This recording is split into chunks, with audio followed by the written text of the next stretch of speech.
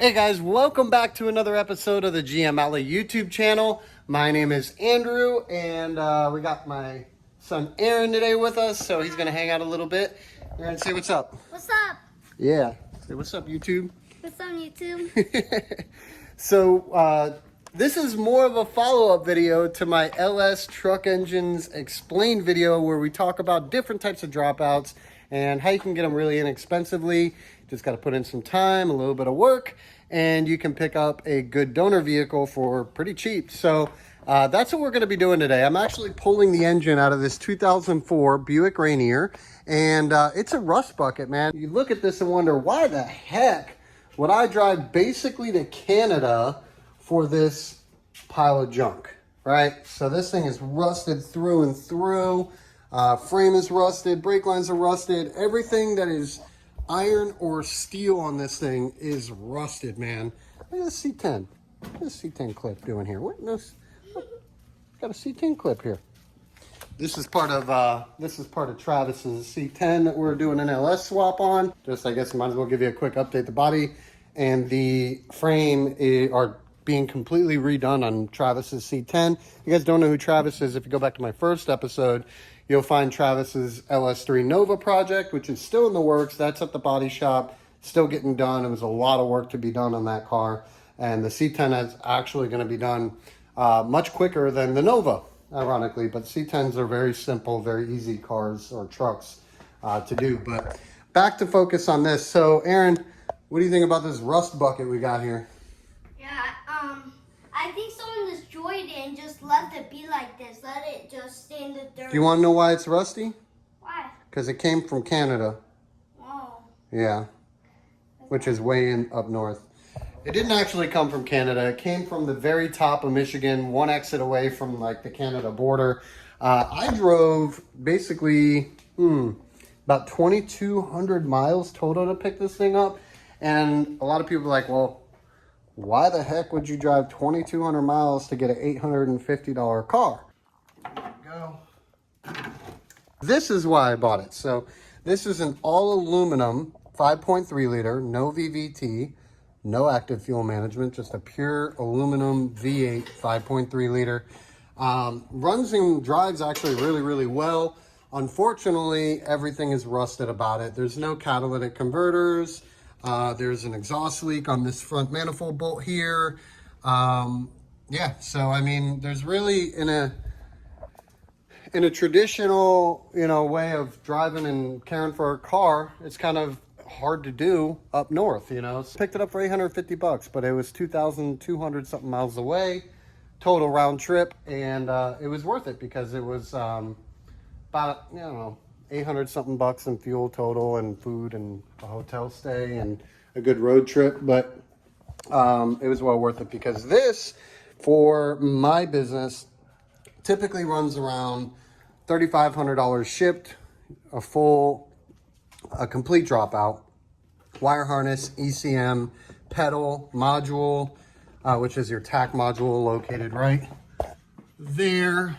And yeah, so we're going to get this engine and transmission pulled. The transfer case is kind of useless. It's an all-wheel drive transfer case, electronically assisted. The NP2 or NP3 transfer case, I think it's NP3 transfer case from the Silverado SS, the Trailblazer SS, and some of the Escalades had them very rarely, but some of them had them. Those are the fully mechanical transfer cases that everyone loves if they're doing an all-wheel drive swap. So this one in here, unfortunately, is garbage. It's not really useful. So we're going to put the rear end on ramps. We're going to put the front end on jack stands. And then first order of business is drive shafts, transfer case, transmission fluid, cutting all this crap out. And just going to basically cut here with the Sawzall so we have access to everything. And then detach everything. We got to pull the axles out because what's very unique about this car is the front differential for the all-wheel drive system runs through the oil pan, same way they do in the Trailblazer SS all-wheel drive trucks. So it's actually, the differential is bolted to the oil pan, which is really weird, but the axles go that way. So in order to pull the motor, you got to take the axles out, which is kind of a pain in the butt I don't know. We'll see if maybe this time I'll just cut them. But this is about the 7th or 8th one that I pulled here at the house. And yeah, so let's get started doing that. And we'll kind of let you guys follow along.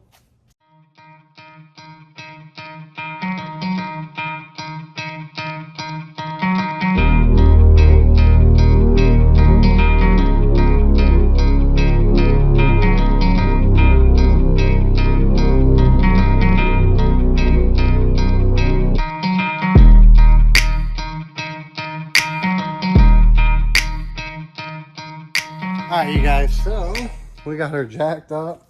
Now maybe we can get a little bit better of a view of this thing. But we got her on jack stands in the front, ramps in the back. Ugh. Here's a better look of what's going on here. Look at that frame. Jeez Louise. Look at these rockers. Yeah, she's pretty much toast, man.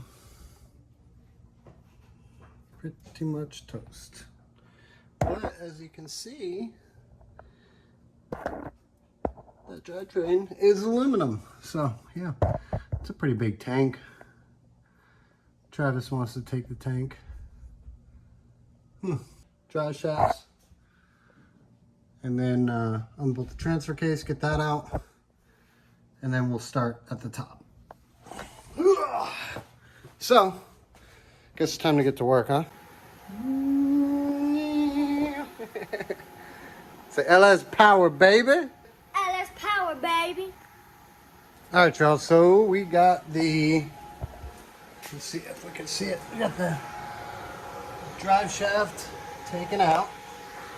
I actually cut the front drive shaft because it was a lot easier than trying to get the bolts out. So now we just got to get this this transfer case out and get the fluid out from under the transmission. And yeah, you can't really see it, but there's the exhaust and the drive shafts. So now we just got to get the transmission fluid done, get that poured out so we don't have a big spillage. Aaron, why's the driveway so dirty? I need to do a better job of keeping it clean, right? Yeah. So we'll get the transmission fluid drained, get the transfer case taken off, and then I guess everything else is here up top. I got a little bit more cutting to do in the exhaust just because these manifolds, the exhaust after the manifold goes like straight down. It's kind of a pain in the butt to get that off. So we'll get the transfer case done, and then actually I think I'm gonna pull the axles out and then start. All this stuff up here is the easy stuff. I can't wait to get to that stuff because that's the easy stuff. Everything else is kind of a pain in the butt. But it's like 2 o'clock in the afternoon right now. I started this at like 1 o'clock. And I should have started it way earlier. I could have got it done in a matter of a couple hours. But being that I started so late, I'll probably be finishing up tomorrow. But we'll see. See how far we get today.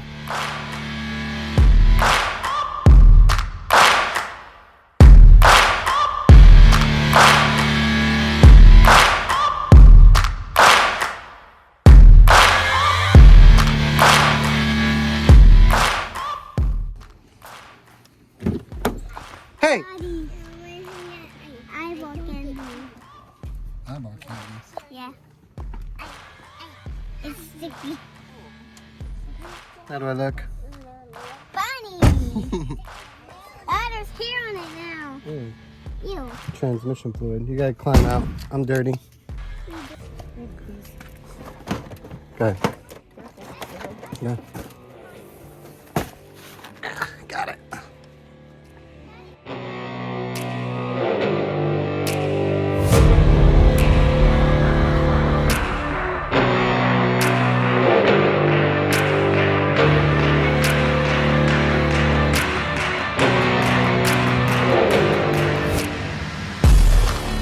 Rita, what are you doing?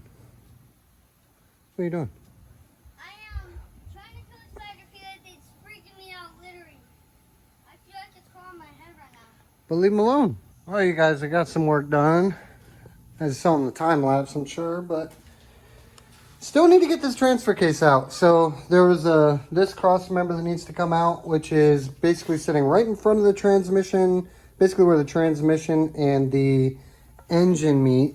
I did drain all the transmission fluid, cut a little bit more of the exhaust off. I did unbolt the bolts for the axle. But while I was doing that, I remembered, because I haven't pulled one of these from this in about, I don't know, maybe 3-4 months. I forgot I got to take apart the suspension to get this crap out. So that's going to be fun. So I'm kind of just working simultaneously on the transfer case and this back and forth when I get tired or frustrated. Once the transfer case is out and the axles are out, at that point, just got to unbolt the transmission cross member. Well, just the transmission mount and do all that. Tomorrow, I'll be tackling the suspension components and the axles and stuff to get all that free and then just get it out. So I'm going to keep knocking it out. Transfer case is out. Cross member is out. Transmission is, the linkage is disconnected. So let's see if I can get you guys under there. So there we go. Got all that disconnected down there. Man, that impact right here, that's a Hart brand impact from Walmart. We had it on sale for $49.99 with the battery and the charger. So I don't know if that's still available, but that's a freaking steal, man. That's Harbor Freight prices. Better than Harbor Freight price. Next on the list is we got to get the suspension taken apart on this side and on this side. And then we can pull the axles out, pop them on that way. That one goes that way. And then at that point, it's just a matter of getting everything disconnected up here, which I'm going to tackle tomorrow. I'll do all that part tomorrow. And then the axles, I think I'm going to get done today. I don't know. Yeah, we'll see. I'm going to keep chugging along.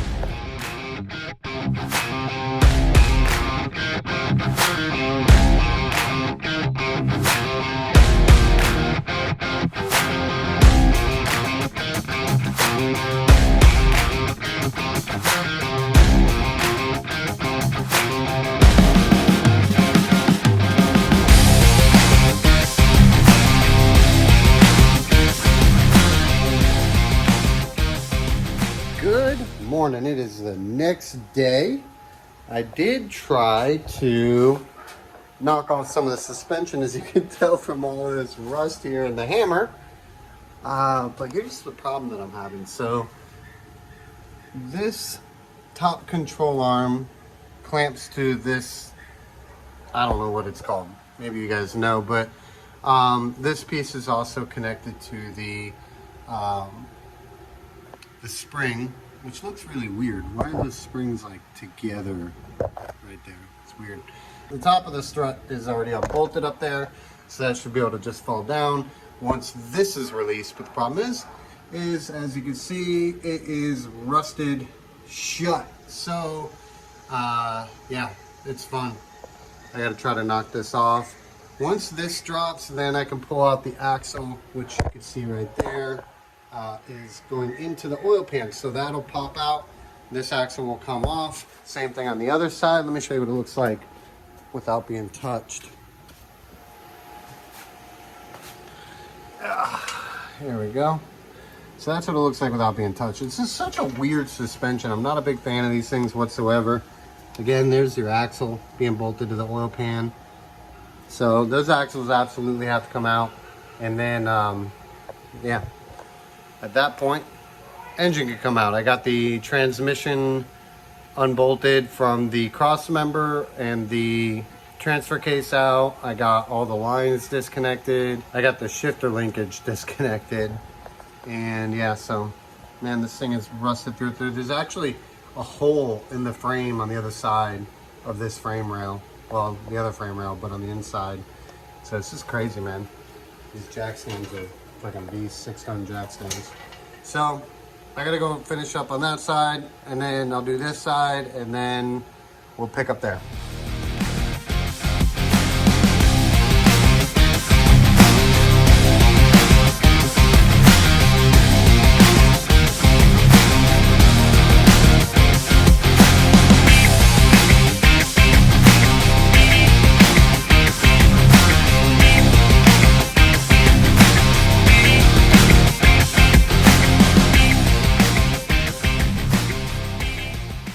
it doesn't matter. Like, it just blows my mind sometimes, man. So I've done this before, obviously. And the problem that I showed you guys that I was running into, I ran into before. And out of nowhere, I remembered this bolt needs to come actually out. So I'll show you why. So you see how that bolt is in there? The bolt itself holds this in place, not the nut, not the clamp. I'll show you what I mean. You see how it's got like a little recessed area on it right there? That's where the bolt slides into on the side, essentially locking it in place. So, oh man, fought it for about 10 minutes and I remembered, and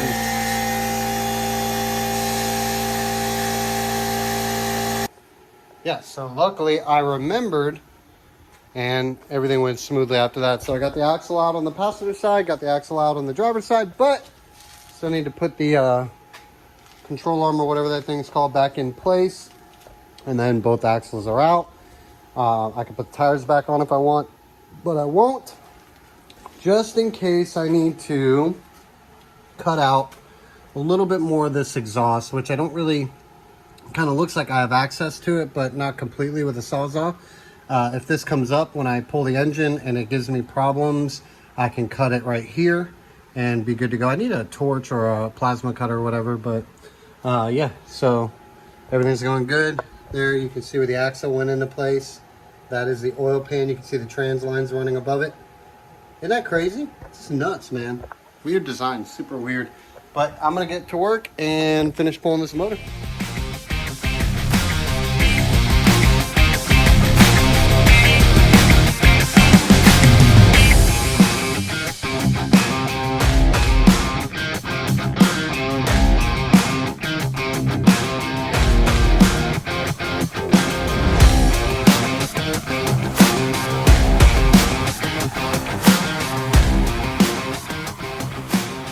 As you can see, I got some work done, and now it's down to the easy stuff. So at this point, all I gotta do is take out the intake, take out the air box, take out the intake manifold, take off the alternator, and at that point, vacuum it out, you know, clean it up a little bit so nothing gets in the intake manifold or the intake runners. And then, yeah, just get the motor mount bolts, which are these three big bolts right there. 1, 2, 3. Hopefully they don't break off, because that's what happened with the bumper. So I ended up cutting the bumper off, and that worked out. Here's all the parts over here. Now it's just a matter of getting all this stuff off so we can lift her out. Get the bolts out on the motor mounts, and that's about it. So I'm gonna keep plugging away, man, but such a weird car. I don't get it. I really don't.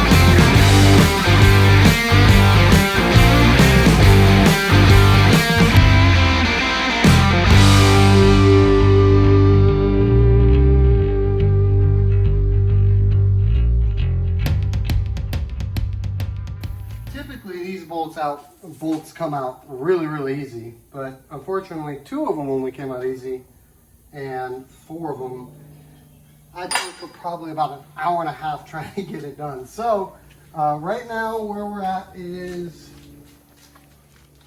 got the motor mount bolts out, got it strapped to the valley plate, and kind of pulled it out. As you guys saw in the time lapse, me kind of fighting with it down here. As I mentioned earlier, I was going to have to cut that exhaust piece off right here. So that's cut off. That was hanging it up. And yeah, all the grounds are disconnected. Everything sitting on top of the motor should come out. It's coming out just a hair. Let's see if we can get it down just a little bit.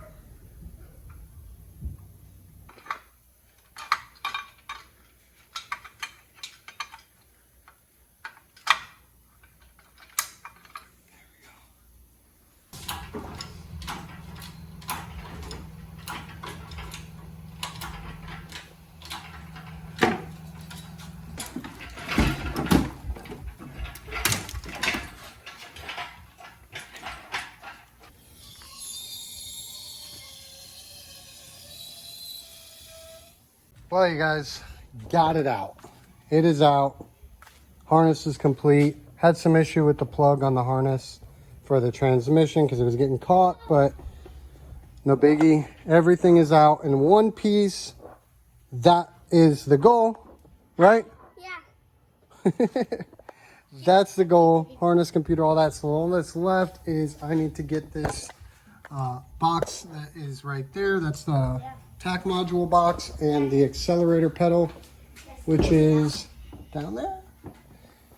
And then that's complete. So if you guys ever wondered what it takes to get a engine and transmission out of a GMT 360, there you go. Yeah, a $850 rust bucket turned into a $3,500 engine dropout. So at this point, you know, we're going to clean her up a little bit. We got to clean up our mess. Got a big mess. Yeah. Got a big old mess to clean up, and then I'm done for the day. So yeah, Aaron. Yeah.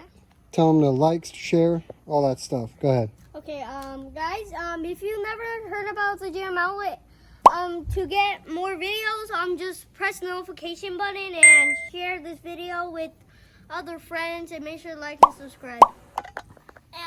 And you should do that because he spends a whole lot of time just doing these videos for you guys. He's gonna guilt trip you all into subscribing, man. I really appreciate you guys watching. Thank you guys so much.